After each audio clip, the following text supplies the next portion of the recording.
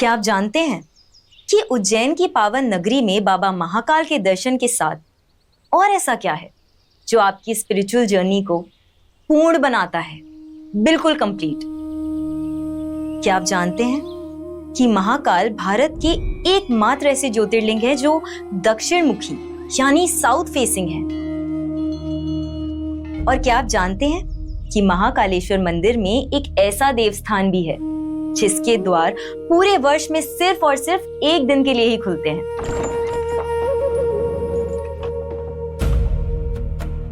क्षिप्रा नदी के पावन तट पर बसे इस प्राचीन धाम में कदम रखते ही काल और समय की पूरी डेफिनेशन बदल जाती है। यहाँ के गर्भगृह में ऐसे कई हिडन सीक्रेट्स, अलौकिक परंपराएं समाई हुई हैं जिनसे आज भी अनेक श्रद्धालु बिल्कुल अनजान हैं। जरा सोचिए, महाकाल से आपका बुलावा आए, आप इतनी दूर से कालों के काल बाबा महाकाल के दर्शन करने भी जाएं और कुछ ऐसी प्राचीन मान्यताएं जानने से रह जाएं जो आपकी इस यात्रा को, आपके इस एक्सपीरियंस को और भी मीनिंगफुल बना सकता है।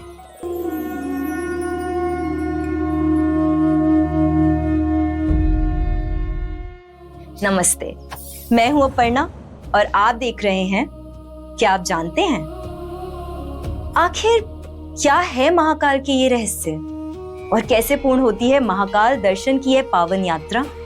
आज के स्पेशल एपिसोड में हम उज्जैन महाकाल की यात्रा के उन अद्भुत और रहस्यमयी पड़ावों को जानेंगे जिन्हें जानना हर भक्त के लिए बहुत जरूरी है।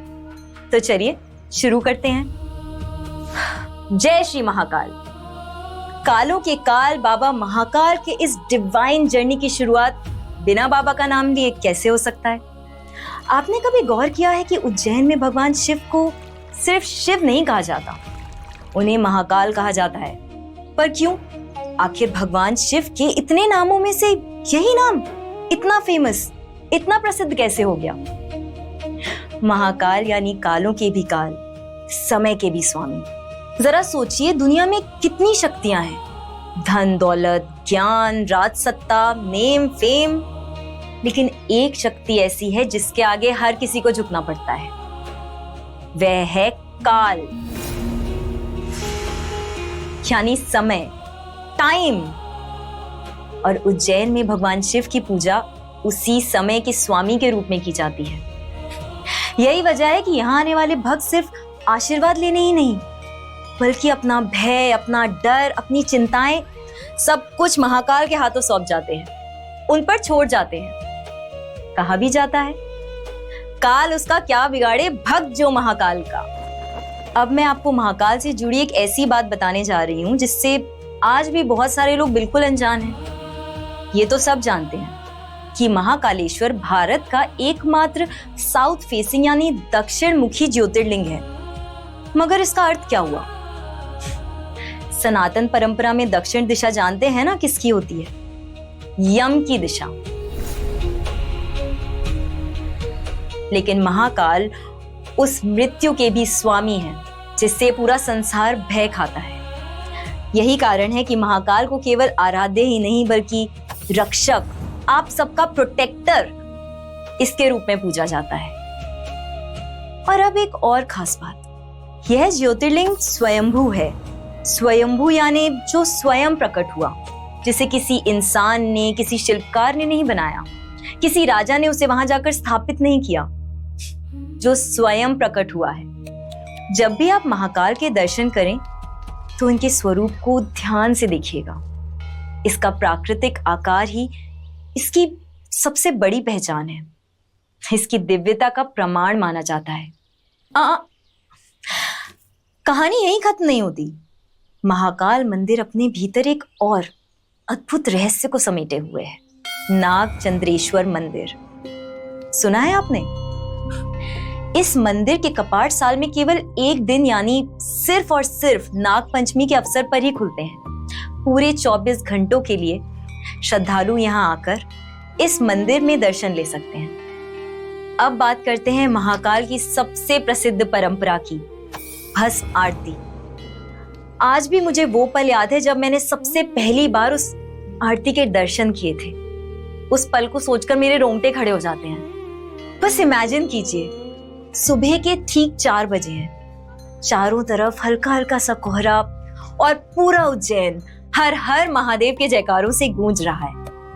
और इस बीच होता है महाकाल की भस्म आरती का वो डिवाइन एक्सपीरियंस। आरती के दौरान भगवान का स्वरूप इतना अलौकिक होता है कि आप चाहकर बिना उनसे नजरें ही नहीं हटा पाएंगे। अगर आप भी भस्म आरती अटेंड करना चाहते हैं तो आने से पहले कुछ बातों का आपको विशेष ध्यान रखना होगा। जैसे कि भस्म आरती के लिए आपको पहले से ही ऑनलाइन बुकिंग करवानी होती है। इसके लिए आपको एक रात पहले पहुंचना होता है। 4 बजे की आरती अटेंड करने के लिए आपको लगभग 2 बजे मंदिर के बाहर पहुंचना पड़ेगा। और अगर किसी वजह से आप भस्म आरती अटेंड नहीं कर पाए, आपको बुकिंग नहीं मिल पाई, तो कोई बात नहीं, निराश मत होइए। इसके अलावा दिन में ऐसी बहुत सारी आरती हैं जिसमें आप शामिल हो सकते हैं, जैसे भोग आरती, संध्या आरती, शयन आरती। इसकी टाइमिंग यहाँ स्क्रीन पर हम आपके लिए मेंशन कर रहे हैं। और हाँ, जब आप महाकाल के दर्शन करें तो अपनी आंखें बंद मत कर लीजिए, बल्कि खुली आंखों से उनके स्वरूप के दर्शन कीजिए। भरपूर निहारिए, उनकी प्रेजेंस को महसूस कीजिए। ऐसा करने से आपका एक्सपीरियंस और भी डीप हो जाएगा। और एक बात का विशेष ध्यान रखना है, मंदिर परिसर के अंदर महिलाओं को केवल सूट या साड़ी पहनकर ही जाना चाहिए। और अगर आप प्रसाद चढ़ाना चाहते हैं या चादर चढ़ाना चाहते हैं तो आप वो मंदिर के बाहर से खरीदकर पंडित जी को दे सकते हैं। वो आपको भोग का प्रसाद अंदर चढ़ाकर हाथों हाथ वापस कर देंगे, जो आप घर ले जा सकते हैं या आपस में बांटकर खा सकते हैं। अगर आपके साथ बुजुर्ग और बच्चे हैं और आप लंबी लंबी लाइनों से बचना चाहते हैं तो प्रशासन द्वारा शीघ्र दर्शन की सुविधा भी उपलब्ध है, जिसकी बाकी सारी डिटेल्स आप वेबसाइट से ले सकते हैं। और इस तरीके की महत्वपूर्ण जानकारी जो आपकी यात्रा को और सुगम बना सकती है, उसके लिए आप हरिओम या हरिओम बोल को कॉल कर सकते हैं, उन्हें संपर्क कर सकते हैं।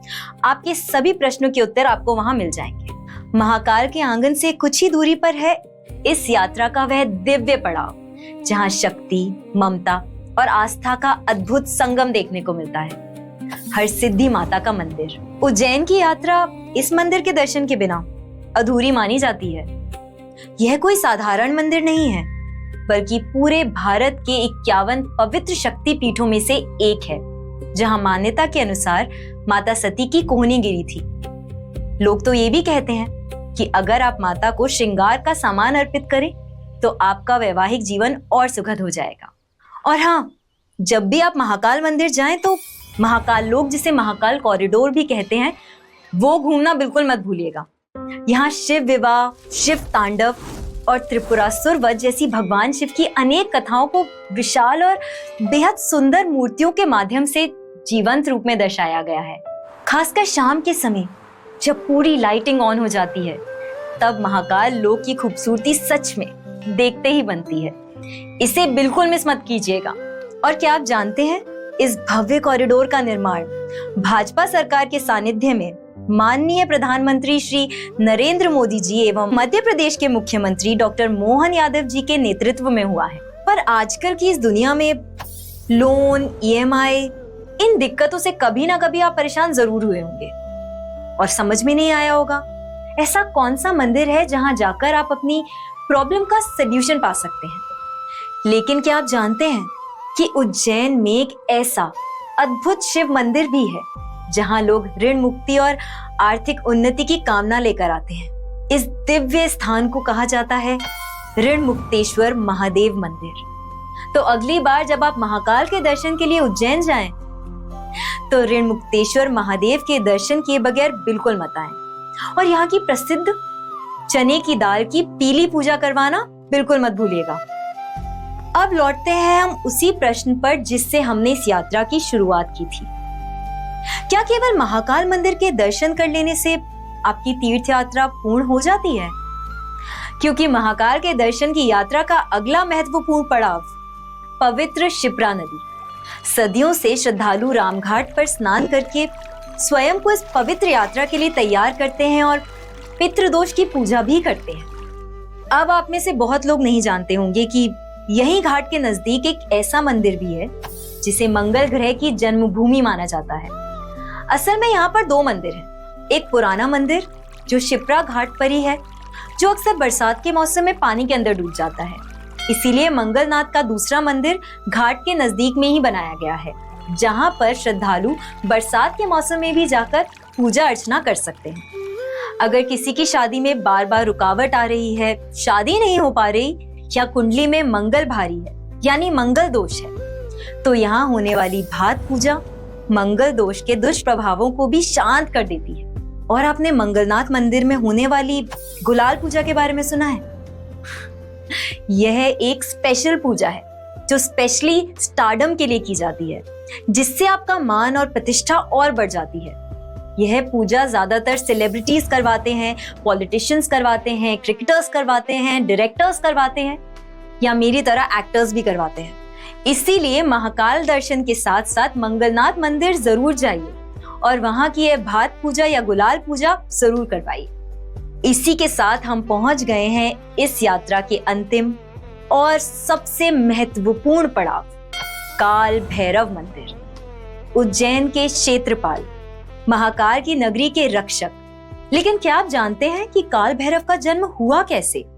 कौन है काल भैरव? महादेव के क्रोध से प्रकट हुए थे काल भैरव। कथा के अनुसार एक समय ब्रह्मा जी और विष्णु जी के बीच यह विवाद हो गया कि दोनों में से आखिर बड़ा कौन है। प्रतिस्पर्धा के दौरान ब्रह्मा जी ने स्वयं को विजेता सिद्ध करने के लिए असत्य का सहारा ले लिया। जब महादेव ने यह देखा तो वो अत्यंत क्रोधित हो गए और उसी क्रोध से भैरव प्रकट हुए और उन्होंने ब्रह्मा जी का एक सर काट दिया। लेकिन इसके कारण भैरव को ब्रह्म हत्या का पाप लग गया। वे लंबे समय तक भटकते रहे।